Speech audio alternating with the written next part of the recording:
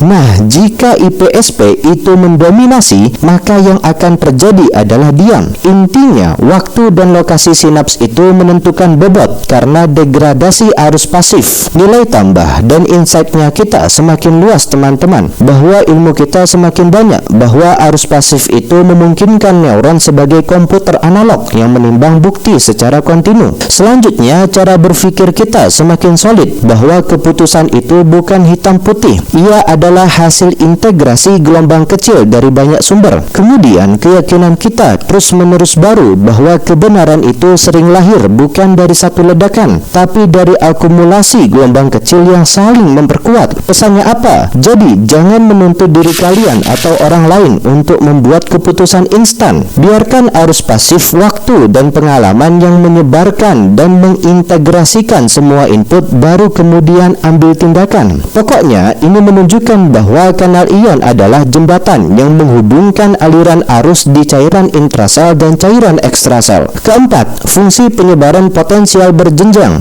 Sebenarnya, bagaimana sih penyebaran potensial berjenjang itu memicu potensial aksi? Caranya, jika potensial berjenjang itu cukup besar, yaitu ketika mencapai ambang batas, maka dia dapat memicu potensial aksi, yaitu sinyal listrik yang menjalar sepanjang akson neuron untuk dikirim ke pusat saraf. Lalu, apa sih fungsi utama penyebaran potensial berjenjang dalam tubuh itu? Jadi, penyebaran potensial berjenjang itu digunakan untuk transduksi sinyal, yaitu proses mengubah rangsangan fisik atau kimia menjadi sinyal listrik, dan dapat memicu respons lebih lanjut seperti potensial aksi. Kemudian, kenapa sih penyebaran potensial itu berjenjang? Kemudian, kenapa sih penyebaran potensial berjenjang itu disebut langkah awal dalam rantai komunikasi biologis? Karena penyebaran potensial berjenjang adalah respons lokal pertama terhadap rangsangan yang kemudian dapat memicu respons lebih lanjut seperti potensial aksi atau aktivasi sel target. Jadi, bayangkan sebuah alarm kebakaran yang memicu sistem pemadam api di area sekitarnya. Nah, dalam tubuh kita, penyebaran potensial berjenjang itu mirip dengan alarm ini yang memicu respons lebih lanjut di area sekitarnya.